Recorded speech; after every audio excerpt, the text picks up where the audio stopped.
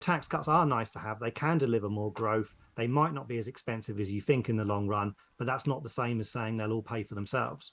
Carl, give me your thoughts on the idea of a windfall tax. Much discussed, much floated, much used in the past by well, conservative governments, apart from anything else.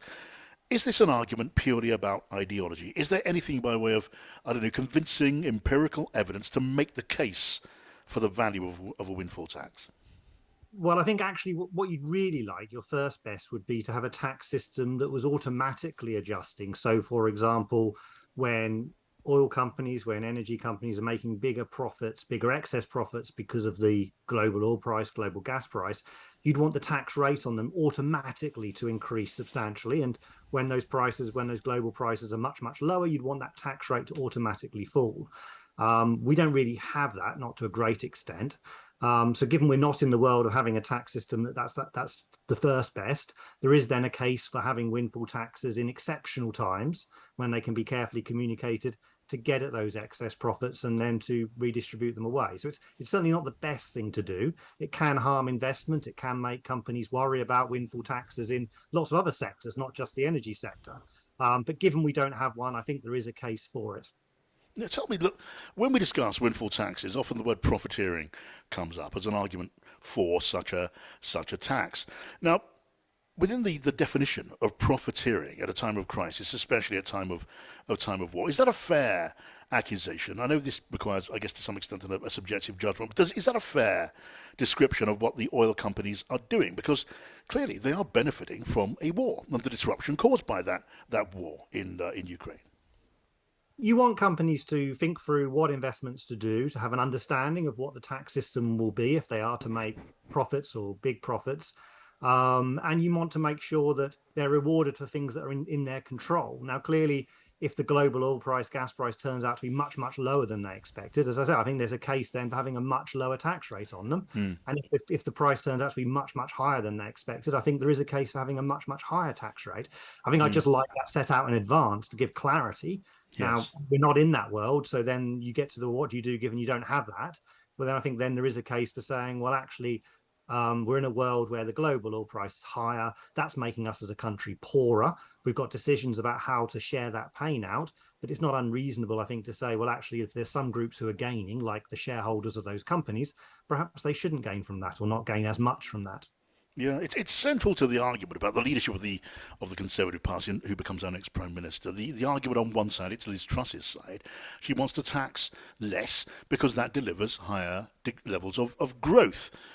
Is that an argument which can be supported by evidence? Well, I think there's good reasons to think that tax cuts are nice things to have. They'll put more money in people's pockets. Sure. And if we're cutting badly designed taxes, and we've got plenty of badly designed taxes in the UK, yes, it can lead to more growth. I think what's important to remember, though, that even if you cut badly designed taxes in the UK, that's not the same as saying that those tax cuts will pay for themselves. You might get a bit more growth.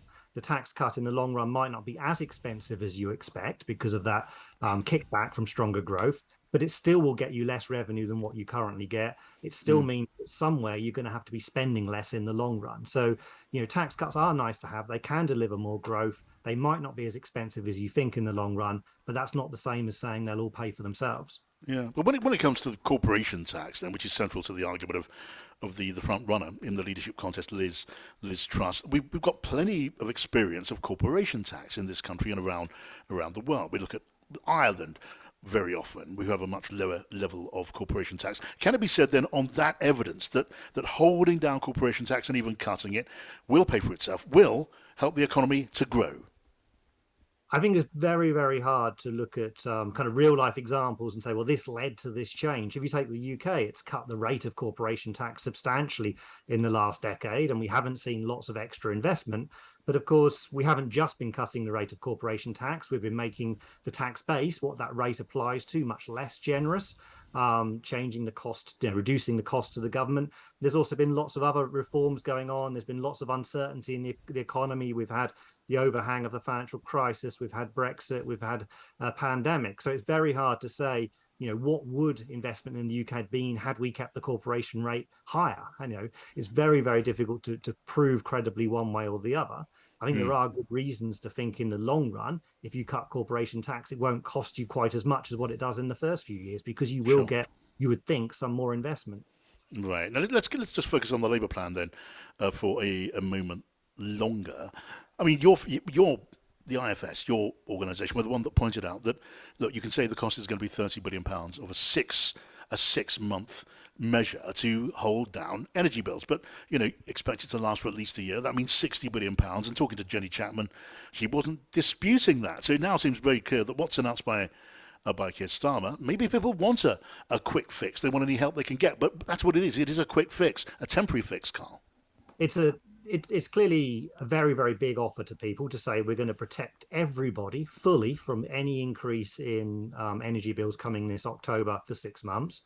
It's of the kind of scale that we saw with the furlough scheme, which both tells you that it's massive. It also tells you that for a short period of time, perhaps it's not implausible that the government could do it. But like you say, if you think that energy bills are too expensive in November, December, if we don't take action and we need to freeze them, it's less clear to me we won't have the same view come next May, June, July. So what turns out to be a 6 month policy, just like furlough, could then end up being extended. And we do have to remember that while we can change how the pain of energy price rises are shared out, Yes. and we can borrow money and delay the pain, we can't make it go away forever. We're an importer of energy. If it turns out to be a lot more expensive, somebody in the UK has got to be made worse off at some point. As a Yes. country, we are just poorer when this happens.